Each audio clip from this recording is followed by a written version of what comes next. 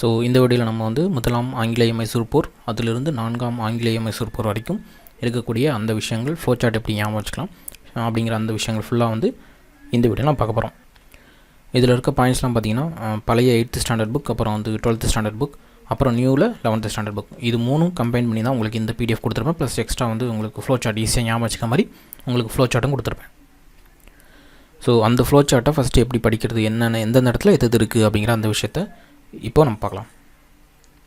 First பார்த்திங்கன்னா 2 name இருக்கும், ஹைதர் அலி, kernel Smith. Example எடுத்துக்கிட்டிங்க அப்படின்னா அப்படி இருக்குமா.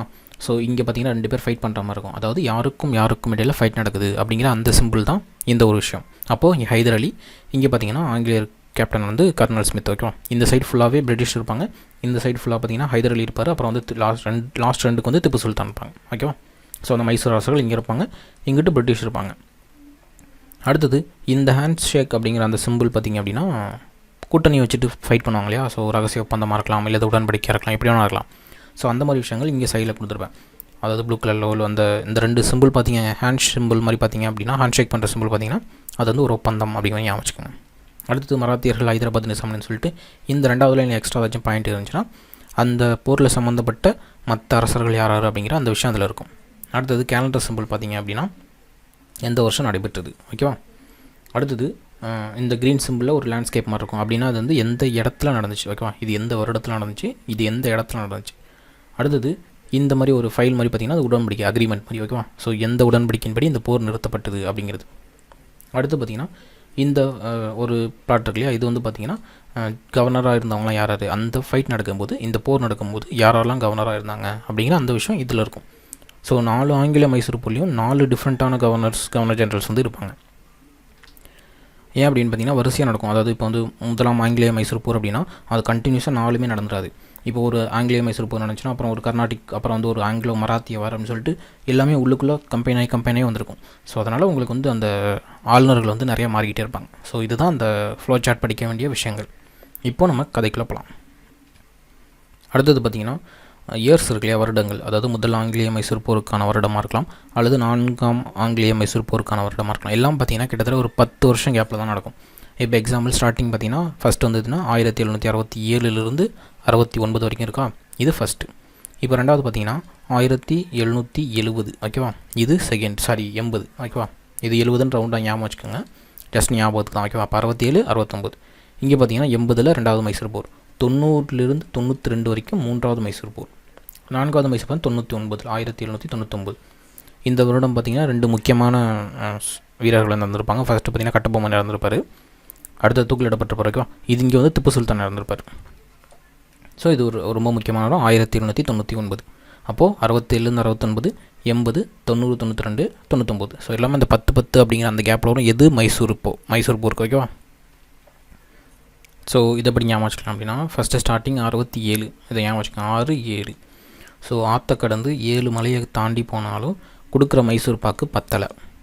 என்னது, 6 மலையை தாண்டி 7 கடலை தாண்டி, அந்த கதை சொல்லுவாங்க இல்லையா, 6 மலை 7 கடல் அப்படின்னு சொல்லிட்டு சம்திங் சொல்லுவாங்க இல்லையா. ஸோ அந்த மாதிரி 7 கண்டங்கள் அப்படின்னு நிறையா சொல்லுவாங்க. அந்த மாதிரி அந்த உயிர் வந்து அங்கே வச்சுருப்பான்னு சொல்லுவாங்க இல்லையா, அந்த கான்செப்ட் தான். எதுக்கு மைசூர் போரை நம்ம மைசூர் பாக்குன்னு வச்சுக்கோங்க. ஓகே, சாப்பிட்ற ஐட்டம். அப்போ 6 7 ஸ்டார்டிங் இதை ஞாபகம் வச்சுக்கோங்க. அப்போ அந்த 10 உங்களுக்கு அதுக்குள்ளேயே உங்களுக்கு ரிலேட் ஆகிடும். இப்போ 67 வந்துருச்சு, அதுக்குள்ளே ஒரு 10 வருஷம்னா அப்போது கிட்டத்தட்ட ஒரு 78லேருந்து 80க்குள்ளே அப்படின்னா அந்த ரவுண்ட் வந்துடும். அப்புறம் அடுத்த ஒரு 10 வருஷம் 80லேருந்து 90க்குள்ளே, அப்புறம் ஒரு 10 வருஷம் 99. இப்படியே உங்களுக்கு அந்த இது ஆர்டர் வந்து உங்களுக்கு கிடச்சிரும். ஸோ அந்த ஸ்டார்டிங் பாயிண்ட் நம்ம ஞாபகம் வச்சுட்டா போதும். ஸோ அதுக்கு என்ன சொல்லியிருக்கோம், ஃபஸ்ட்டு ஷார்ட்கட் 67 ஞாபகம் வச்சுக்க சொல்லியிருக்குமா.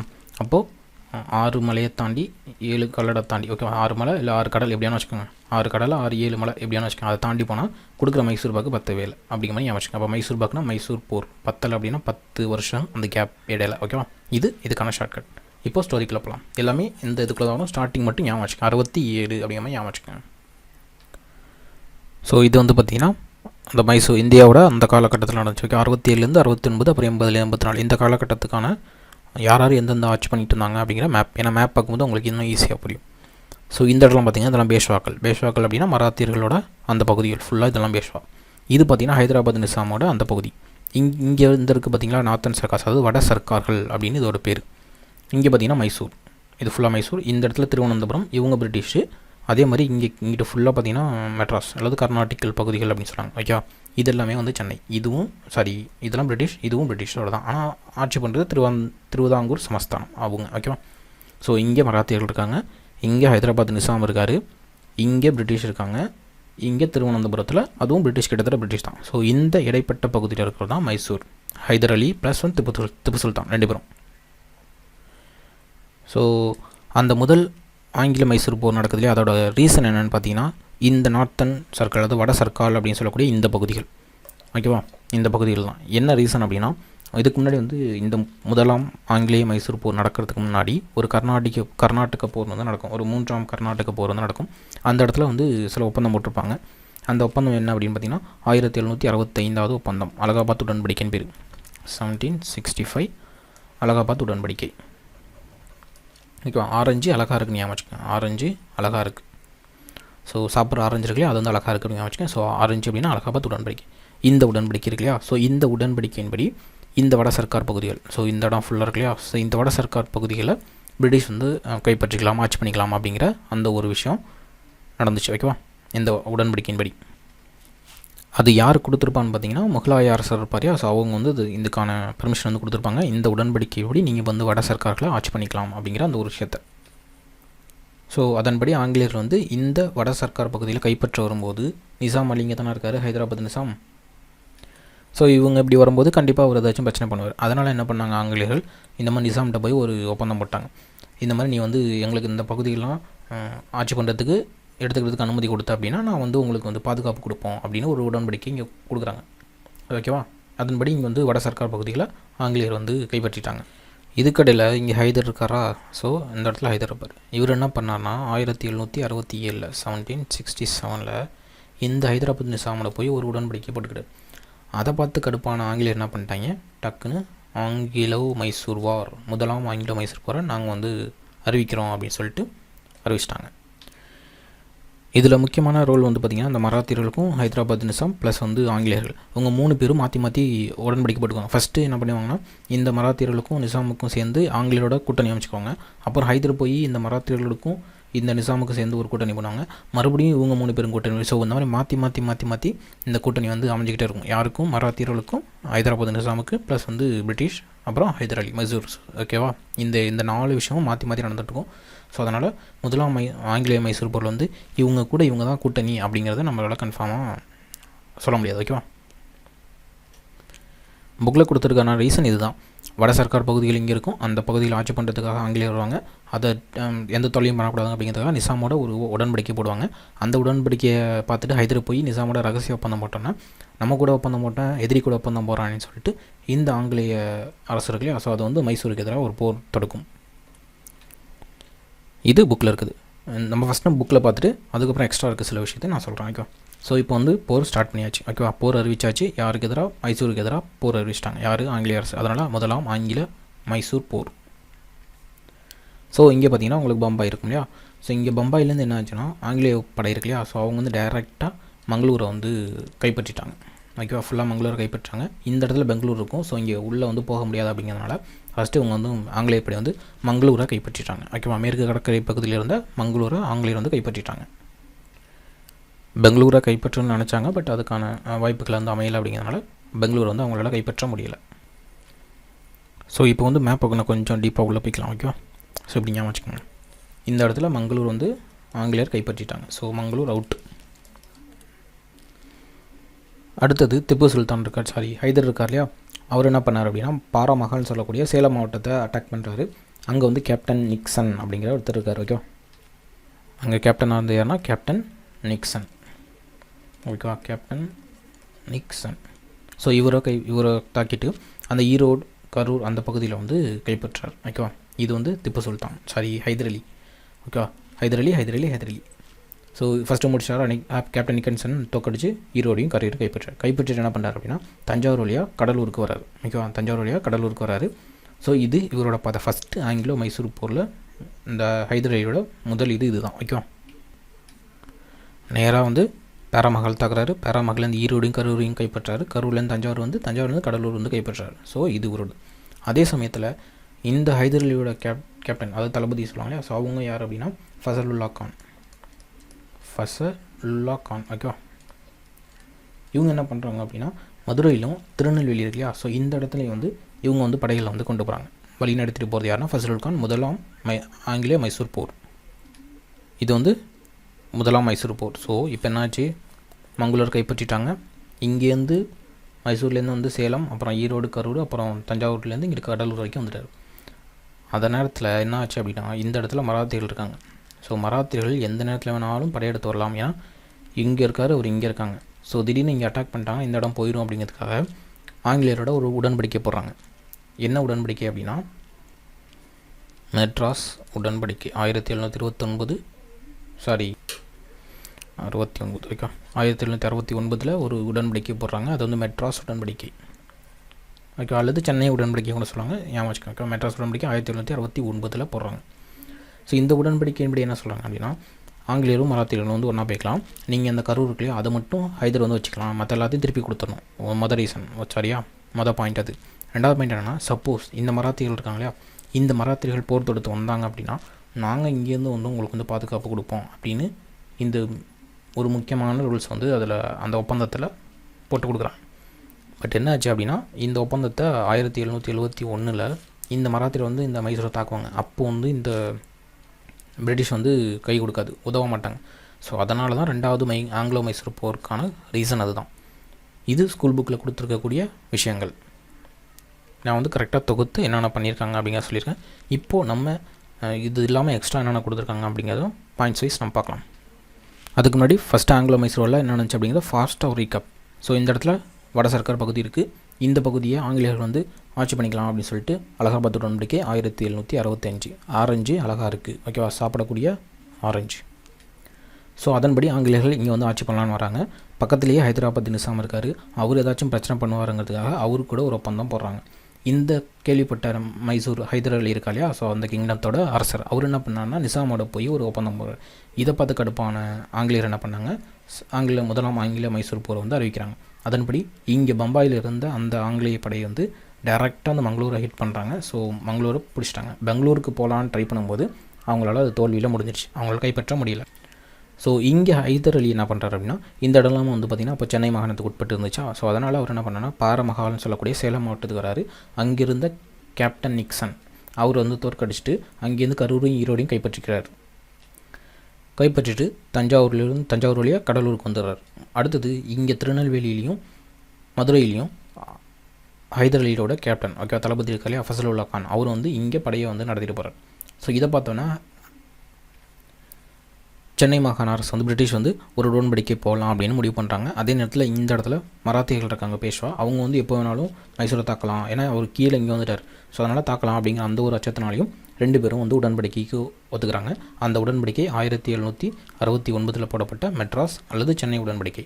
இந்த உடன்படிக்கையில் என்னென்னு சொல்லியிருக்காங்க முக்கியமான விஷயம் அப்படின்னா கரூரை மட்டும் நீங்கள் வச்சுக்கலாம், அதாவது ஹைதர் அலி வச்சுக்கலாம், மற்ற எல்லாத்தையும் எங்கள்கிட்ட திருப்பி கொடுத்துணும். அதுக்கு பதிலாக இந்த மராத்தியர்கள் வந்து உங்கள் கூட சண்டை போடும்போது நாங்கள் இங்கேருந்து வந்து உங்களுக்கு ஹெல்ப் பண்ணுவோம் அப்படின்னு ஒரு உடன்படிக்கையில் கையெழுத்து போடுறாங்க. ஆனால் அந்த ரெண்டாவது பாயிண்ட் சொன்னாங்க இல்லையா, ஸோ அதன்படி மராத்தியர்கள் 1771 வந்து ஃபைட் பண்ணும்போது மைசூரோட அந்த பிரிட்டிஷ் வந்து போய் ஹெல்ப்புக்கு போகல. ஸோ அதனால் ரெண்டாவது ஆங்கிலேய மைசூர் போர் வந்து தொடங்கப்பட்டது. ஸோ இதுதான் ஷார்ட்டான விஷயம். இப்போது சில எக்ஸ்ட்ரா பாயிண்ட்ஸ் பார்க்கலாம். இது வந்து முதலாம் மைசூர் போருக்கான அந்த எக்ஸ்ட்ரா பாயிண்ட்ஸ். ஃபஸ்ட் என்ன பார்த்தோம், அந்த வட சர்க்கார் பகுதியில் முதல் ரீசன். ஸோ அதை கைப்பற்றுவதற்கான காரணமாக அமைஞ்சது இந்த ஆங்கிலேய மைசூர் போருக்கான ரீசன், ஓகேவா, வட சர்க்கார் பகுதிகள். அடுத்தது முகலாய பேரரசர் 2ஆம் ஷா ஆலம் 1765 அலகாபாத் உடன்படிக்கை. ஸோ ஆரஞ்சு அழகாக இருக்குது, ஓகேவா.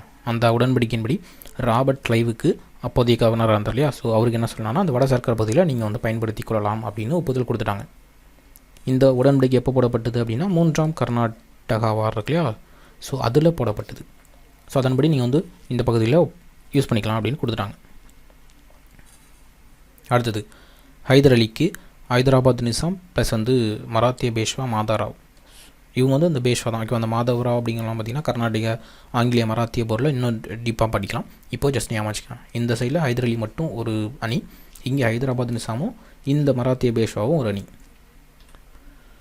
ஸோ ஃபஸ்ட்டு பார்த்திங்கன்னா அந்த ஹைதராபாத் நிசாமும் இந்த மராத்தியர்களுக்கான இவங்க ரெண்டு பேரும் கூட்டு சேர்ந்துக்கிட்டு ஹைதர் அலியை போய் அட்டாக் பண்ணலாம் அப்படின்னு சொல்லிட்டு வராங்க. எங்கே வடக்கு பகுதிகள்னால் ஸோ இந்த பகுதிகள் கரெக்டாக இருக்கலாம். இங்கே பார்த்தீங்கன்னா இருங்க மேப் நான் போய்க்கிறேன்.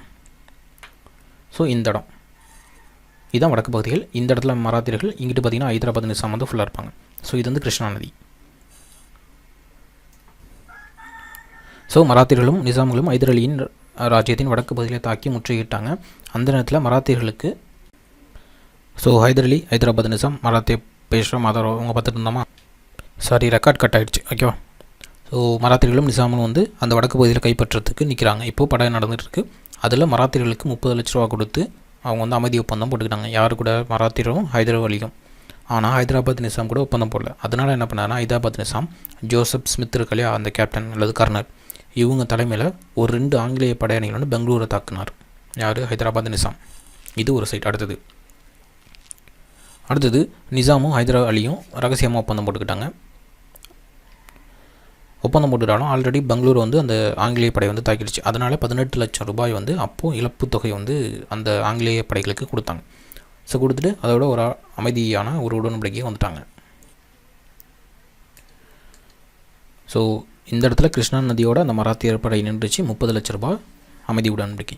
இங்கே பெங்களூரை தாக்குன அந்த நிசாமும் ஆங்கிலேயர்கள் இருக்காங்க, பிரிட்டிஷ் அண்ட் நிசாம், இவங்களுக்கு ஒரு 18 லட்ச ரூபாய். ஸோ இப்போ அமைதியான இடத்துல முதலாம் மைசூர் போர் முடிஞ்சு கிட்டத்தட்ட நிற்கிற நிலமை, ஓகேவா.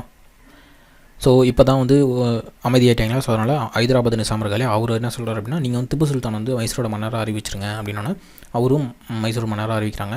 அதுக்கப்புறம் இவங்க 2 பேரும் ஒன்றா ஆனதுனால ஆங்கிலேயர் பிரிட்டிஷ் வந்து கிடப்பாயிட்டாங்க, ஓகேவா. பிரிட்டிஷ் வந்து கிடப்பானதுனால அங்கே வந்து ஒரு ஃபைட் நடக்கும். அந்த ஃபைட்டில் வந்து கிருஷ்ணகிரி மாவட்டத்தில் காவிரிப்பட்டினம் அப்படிங்கிற இடத்துல இருந்து ஹைதர் அலி தப்பிச்சு போயிடுவார். மைசூர் மன்னனா சுல்தான் வந்து திப்பு சுல்தான் வந்து ஃப்ரண்ட்டில் என்ன ஃபைட் பண்ணிட்டு இருக்கும்போது ஹைதர் அலி வந்து காவிரிப்பட்டினம் அப்படிங்கிற இடத்துலேருந்து தப்பிச்சு போயிடுவார். அதுக்கப்புறம் 1767 செப்டம்பரில் திருவண்ணாமலை சண்டையில் ஹைதர் அலி ஆங்கிலேயர்களை வெற்றிகரமாக முடித்து திருவண்ணாமலையை திரும்ப கைப்பற்றிடுவார். இதெல்லாம் வந்து அந்த முதலாம் ஆங்கில மைசூர் போர் நடந்த சின்ன சின்ன விஷயங்கள். இது புக்கில் கொடுத்துருக்க மாட்டாங்க, நான் எக்ஸ்ட்ரா சொல்கிறேன், ஓகேவா. நோட் பண்ணிக்கோங்க, இது ரொம்ப முக்கியம் தான். அடுத்தது அந்த திருவண்ணாமலையை கைப்பற்றின உடனே ஆங்கிலேயர் என்ன பண்ணாங்கன்னா, கூடுதல் படையோட ஆம்பூர் போரில் சண்டைக்கு வருவாங்க. அப்போ ஹைதர் அலி அங்கே தோற்று போயிடுவார்.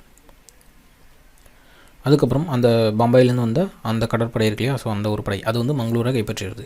இது பிரித்தானியர்கள், அதாவது பிரிட்டிஷ் போடுது. அடுத்தது தனது மகன் திப்பு சுல்தானை முன்னிலைப்படுத்தி ஹைதர் அலி மீண்டும் மங்களூரை ஆங்கிலேயரிடமிருந்து கைப்பற்றியிருக்கார். ஆங்கிலேயர்கள் தெற்கில் ஹைதர் அலியின் திண்டுக்கல் பகுதியை கைப்பற்றினர். 1768 ஹைதர் அலி மலபாரில் இருந்த நேரத்தில் மராத்திய பேஷ்வாக்களுடன் ஆங்கிலேய கர்னல் ஸ்மித், ஓகேவா, நல்லா யோசிச்சுங்க, கர்னல் ஸ்மித், அதனால தான் அங்கே கொடுத்துருப்பேன். ஸோ இந்த ஆங்கிலேய கர்னல் ஸ்மித் வந்து ஆகஸ்ட் 1768 பெங்களூரை கைப்பற்றியவர். அதுக்கப்புறம் ஹைதர் அலி வந்து 6000 குதிரைப்படை வீரர்கள் வந்து சென்னை புனித ஜார்ஜ் கோட்டையவே கைப்பற்றிடுவார். ஸோ அங்கே முக்கியமான இடத்தை இவங்க கைப்பற்றுவாங்க, இவங்களோட முக்கியமான இடத்த ஹைதர் அலி கைப்பற்றுவார். ஸோ அதனால் ஒரு உடன்படிக்கைக்கு வந்துடுவாங்க. அந்த உடன்படிக்கை இப்படி தான் நம்ம முன்னாடி மேப்பில் ஸ்டோரி பார்த்தோம் இல்லையா. ஸோ அந்த விஷயம் இதெல்லாம் வந்து அந்த முதலாம் ஆங்கில மைசூர் போருக்குள்ளே நடந்த சில விஷயங்கள். அதான் சொல்லியிருப்பேன், ஃபஸ்ட்டு ஃப்ளோ சார்ட்டில் மாற்றி கூட்டணி வச்சுப்பான்னு சொன்னேன். ஸோ அது ரீசன் இது தான். அப்போ ஹைதர் அலியும் கர்னல் ஸ்மித் தான் ஃபைனல் ஃபைட்டு, ஓகே. கேப்டன் நிக்சனை ஹைதர் அலி தோக்கடிச்ச பாரு எங்கே அப்படின்னா அந்த பாராமஹால், ஈரோடு, கரூர் இல்லையா, ஸோ அந்த இடத்துல. ஸோ இங்கே பார்த்திங்கன்னா நிசாமும் திப்பு சுல்தானும் கூட்டணி வச்சுப்பாங்க. இதுக்கு முன்னாடி மராத்தியர்களும் நிசாமும் ப்ளஸ் வந்து பிரிட்டிஷ், இவங்க 3 பேரும் கூட்டணி வச்சுப்பாங்க. ஸோ அது எல்லாமே கதை சொல்லியிருக்கேன். அதனால தான் இந்த இடத்துல வந்து யார் கூட்டணின்றது கொடுத்துருக்க மாட்டேன். நிசாம் கொடுத்துருப்பேன், மராத்திரி கொடுத்துருப்பேன், ரெண்டுமே கம்பைன் பண்ணி கொடுப்பேன், ஹைஃபன் கொடுத்துருப்பேன். ரீசன் என்னன்னா மாற்றி கூட்டணி அமைச்சிருப்பாங்க. ஸோ இதோட காலகட்டம் 1767. அப்போது கவர்னராக இருந்தது யாருன்னா ராபர்ட் கிளைவ், ஓகேவா. எந்த இடத்துல நடந்துச்சு? அது கிட்டத்தட்ட ஒரு 5 இடத்துல முக்கியமான சண்டைகள் நடந்துச்சு, முக்கியமான போர் நடந்துச்சு. பட் வந்து நமக்கு ஒரு பேசல பார்த்திங்கன்னா சங்கமா அப்படிங்கிற இடத்துல நடந்துச்சு. கொஸ்டின் கேட்கும்போது இப்படி தான் கேட்பாங்க, முதல் ஆங்கில மைசூர் போர் நடைபெற்ற இடம் அப்படின்னு கேட்கும்போது சங்கமா அப்படிங்கிற ஆப்ஷன் இருக்கும். ஸோ அங்கே நீங்கள் வந்து சங்கமா அப்படிங்கிறதான் கொடுக்கணும். அடுத்தது எப்போ மெட்ராஸ் உடன்படிக்கை போடப்பட்டது அப்படின்னா 29 மார்ச் 1769 போடப்பட்டது, ஓகேவா. ஸோ இது எப்படி ஞாபகம் இன்னொரு விஷயம் இருக்கு இல்லையா. ஸோ 1969 நமக்கு வந்து மெட்ராஸ் வந்து சென்னை அப்படின்னு பேர் மாற்றிச்சு. அதே தான் இங்கேயும் ஞாபகம் வச்சுக்கலாம். மெட்ராஸுங்கிறது 69 பேர் மாற்றம் பண்ணப்பட்டது அப்படிங்கிற மாதிரி நீங்கள் ஞாபகம் வச்சுக்கலாம். ஸோ இது ஃபுல் அண்ட் ஃபுல் முதலாம் ஆங்கிலோ மைசூர் போருக்கான அந்த ஸ்டோரி ப்ளஸ் எக்ஸ்ட்ராவும் சொல்லியிருக்கேன், ஓகேவா. நீங்கள் இதை பார்த்துட்டு நீங்கள் ஸ்கூல் புக்கில் நீங்கள் பார்க்கும்போது உங்களுக்கு இன்னும் ஈஸியாக இந்த விஷுவல் வந்து உங்களுக்கு நிற்கும், மறக்கவே மறக்காது.